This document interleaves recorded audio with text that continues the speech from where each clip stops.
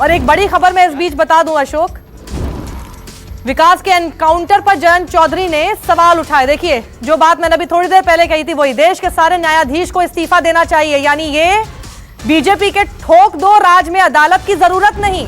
जयंत चौधरी ये सवाल उठा रहे हैं कि अभी उसकी अदालत, उसकी कोर्ट में पेशी होने वाली थी, मैजिस्ट्रेट के सामने ही आप, कोई भी अपराधी होता है उसको अपना बयान देना होता है और वही सही माना जाता है। पुलिस के सामने कई भी बातें सही नहीं मानी जाती हैं और यही उसको बयान देना था आज, और उससे पहले ये घटना हो जाती है। जयंत चौधरी ने यह सवाल उठाए, जिसके लिए मैंने कहा था कि कोई ना कोई राजनीतिक प्रतिक्रिया अभी आनी शुरू हो जाएगी, और ये कहा है उन्होंने कि बीजेपी के ठोक दो राज में अब अदालत की जरूरत ही नहीं है, सब कुछ तो पुलिस को ही करना है। और इस वक्त की बड़ी खबर आपको यही हम बता रहे हैं कि विकास दुबे का एनकाउंटर हुआ, उसने भागने की कोशिश की, पुलिस ने उस पर फायरिंग शुरू कर दी, उससे पहले उसे आत्मसमर्पण करने को कहा गया था। ये सब आधिकारिक तौर पर बातें कही जा रही हैं। भागने की कोशिश उसने तब की जब उसकी गाड़ी पलट गई थी, और गाड़ी पलटने के बाद उसने एक पिस्टल जो कि एसटीएफ के जवान के पास मौजूद थी वो छीनकर भागने की कोशिश की, और ज्यादा दूर तक शायद वो नहीं भाग पाया था। उसके पीछे जब वो गए उसे पूरी तरह से घेर लिया गया, उसे बोला आत्मसमर्पण करने के लिए, वो नहीं माना। उसके बाद उसके ऊपर फायरिंग की गई। कितने राउंड फायरिंग की गई ये अभी तक स्पष्ट नहीं है। वही जगह हम आपको दिखा रहे हैं जिसे अब पूरी तरह से कॉर्डन ऑफ कर दिया गया है, जहां पर गाड़ी पलटी थी। उसके बाद जहां पर एनकाउंटर हुआ, ये वो जगह है। ये देखिए, हम तब से ये सवाल पूछ रहे थे और सवाल भी खड़ा कर रहे थे कि आखिर ये हाईवे पर जब ये गाड़ी पलटी है तो ये कितनी दूर और किस तरफ, किस दिशा में भागा होगा। यानी ये खेतों की तरफ भागा, ये हाईवे की तरफ नहीं भागा था। ये जो खेत हैं जो उस हाईवे के आसपास है, मैं चाहूंगी दूसरी तस्वीर भी दिखाना जहां पर गाड़ी पलटी थी तो आप समझ पाएंगे। दोनों तरफ खेत थे और एक तरफ ये भागना शुरू हुआ, और ये वो जगह है जहां पर एनकाउंटर विकास दुबे का अब से थोड़ी देर पहले हुआ है, और इस जगह को अब पूरी तरह से कॉर्डन ऑफ कर दिया गया है। उसके बाद तमाम तरह के सवाल जो कि हैं, और एक सबसे मेजर सवाल कि कितने राउंड फायरिंग हुई थी वो सवाल पूछा जा रहा है।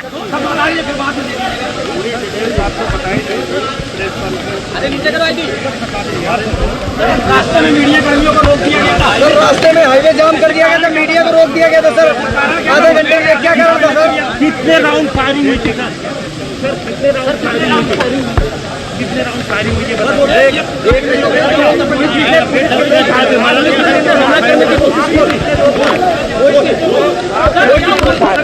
कहाँ हुआ एनकाउंटर सर?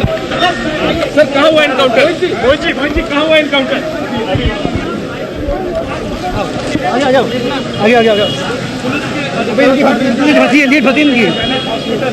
जहाँ पर की आओ ना,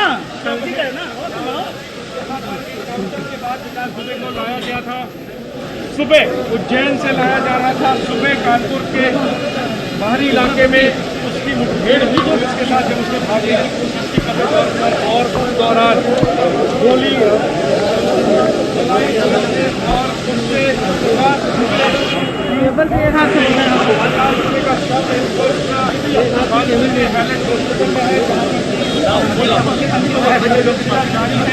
हालांकि अधिकारी को पता नहीं है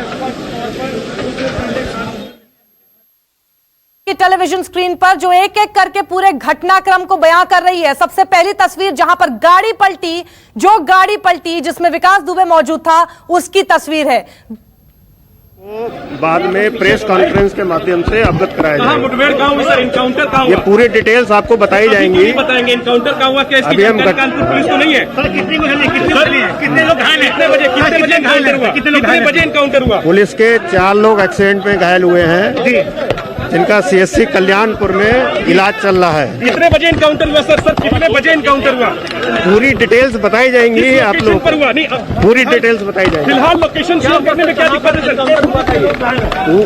कितने पुलिसकर्मी घायल है इस एनकाउंटर में? पूरी डिटेल्स आपको प्रेस कॉन्फ्रेंस के माध्यम से बताई जाएंगी। अभी मैं इतना कंफर्म कर रहा हूं कि विकास दुबे ये अपराधी मारा गया है, पुलिस एनकाउंटर में ये मार गिराया गया है। पूरी डिटेल्स इसकी अलग से बताई जाएंगी। क्या इसमें भी हथियार छीनने की कोशिश की थी सर? क्या हथियार छीनने की कोशिश की थी? सर क्या हथियार छीनकर भाग रहा था? सर क्या हथियार छीनकर भाग रहा था? सर इनकाउंटर सर हथियार छीनकर भाग रहा था विकास दुबे। गाड़ी पलट सर सर गोलियां लगी हैं सर, सर बताइए पुलिस के कितने लोग हैं? ठीक है।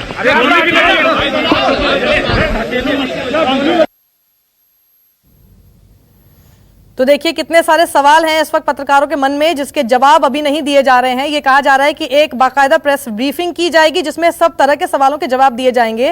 हालांकि ये भी पूछा गया कि जहां एनकाउंटर हुआ है उस लोकेशन को रिवील करने में क्या दिक्कत है इस वक्त, लेकिन वो भी कहा गया कि प्रेस ब्रीफिंग के दौरान ही बताया जाएगा। हाँ, बस इतना बताया है कि 4 जवान हैं जो कि इस हादसे में घायल जरूर हुए हैं। और पत्रकारों के ही सवाल से जो मुझे एक समझ आ रही है बात वो ये कि हम लगातार ये सोच रहे थे कि ट्रैफिक जैम हो गया था, लेकिन ट्रैफिक जैम किया गया था क्योंकि पत्रकार ने यह पूछा, यह कहा कि मीडिया को रोक दिया गया था आगे जाने से, ट्रैफिक जाम कर दिया गया था, ट्रैफिक जाम लगा दिया गया था और इस वजह से मीडिया आगे नहीं जा पाई। और ये देखिए अखिलेश यादव ने भी उठा दिए हैं अब सवाल और कहा है कि यह कार नहीं पलटी है। अखिलेश यादव ने कहा और राज खुलने से सरकार पलटने से बचाई गई है। अखिलेश यादव का बड़ा प्रहार योगी सरकार पर, विकास के एनकाउंटर पर अखिलेश यादव ने देखिए यह ट्वीट किया है कि दरअसल यह कार नहीं पलटी है, राज खुलने से सरकार पलटने से बचाई गई है। तो अखिलेश यादव जिन्होंने कल भी एक ट्वीट करके कहा था कि जो विकास दुबे को पकड़ा गया है अब जरा उसके पुराने जितने कॉल रिकॉर्ड्स हैं वो साफ कर दिए जाएं, वो पब्लिक डोमेन में लाए जाएं ताकि सारी बातें साफ क्लियर हो जाए। अशोक तिवारी हमारे साथ जुड़ गए। अशोक, देखिए मैं बोल ही रही थी कि राजनीतिक प्रतिक्रियाएं अभी धीरे धीरे आनी शुरू हो जाएंगी। पहले जयंत चौधरी, अब अखिलेश यादव लगातार ये सवाल उठा रहे हैं कि अदालतें या तो बंद कर देनी चाहिए क्योंकि सब कुछ तो इसी नीति के तहत चल रहा है। यानी ये पूरी तरह से सवाल यही है, शक यही है कि ये एनकाउंटर जो है ये जानबूझकर किया गया है। दोनों की तरफ से इसी तरह के सवाल है।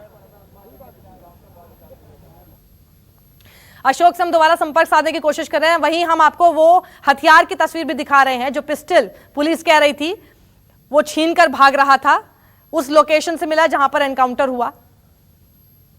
कुछ लोग घायल हैं, अभी हम उनसे वार्ता करके आपको अवगत कराएंगे। क्या उसने पिस्टल वगैरह भी छीनने की कोशिश? वो तो मैंने आपको अभी बताया कि पचौड़ी जी की पिस्टल जो है छीन करके भागने की कोशिश किया, उसी में मुठभेड़ हुई है और उसमें उसने फायर किया था पुलिस पार्टी में, जिसमें जवाबी फायरिंग में हमारी पिस्टल के जो हमारे जो STF के कमांडो थे उन्होंने जाते हैं उसको मुठभेड़ में मार गिरा है। कौन था भाई? नमस्कार, मैं हूं मानक गुप्ता। अगर आपको हमारा ये वीडियो पसंद आया हो तो इसे लाइक और शेयर जरूर करें और हाँ, हमें सब्सक्राइब और फॉलो करना ना भूलें ताकि आप देश और दुनिया की कोई खबर मिस ना करें। तो जुड़े रहिए हमारे साथ और देखते रहिए न्यूज़ 24।